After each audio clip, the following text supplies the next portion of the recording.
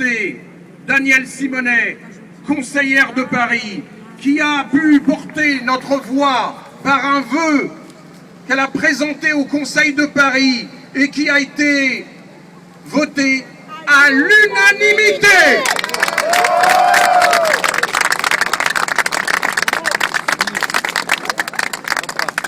Bonjour à toutes et à tous.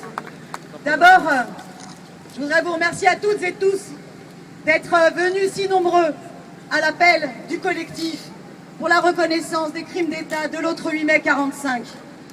Vraiment, je pense que ça nous fait tous chaud au cœur de voir qu'en si peu de temps, nous sommes si nombreux aujourd'hui.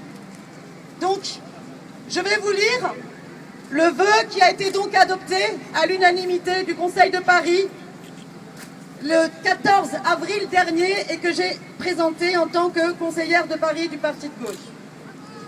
Considérant que le 8 mai 45, alors que le peuple français fêtait l'armistice, la paix retrouvée et la victoire sur le nazisme, commencée en Algérie, à Sétif, mais aussi à Guelma et Kherrata, des répressions sanglantes de manifestations nationalistes, indépendantistes et anticolonialistes.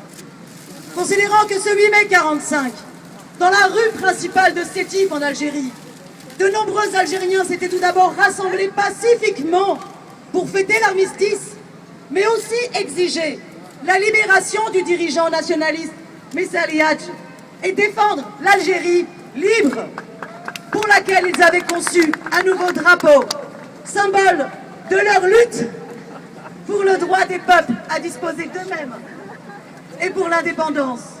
Considérant que pendant plusieurs semaines, l'armée française et de nombreuses milices coloniales, composées de civils d'origine européenne, ont alors fait régner la terreur pour rétablir l'ordre colonial et défendre l'Algérie française.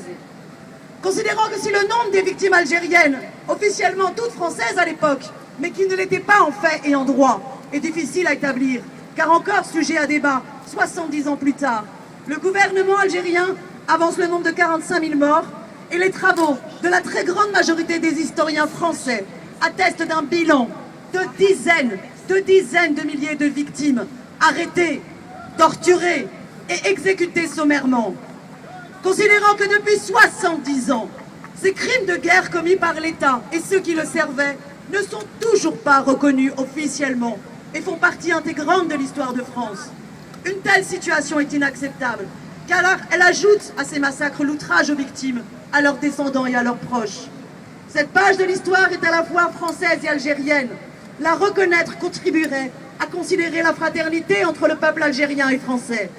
Reconnaître ce massacre commis par l'État français permettra à tous nos concitoyens, et notamment ceux issus de l'immigration algérienne, de se construire toujours plus fraternellement dans un avenir commun, celui de la communauté légale républicaine, où toutes les mémoires sont respectées.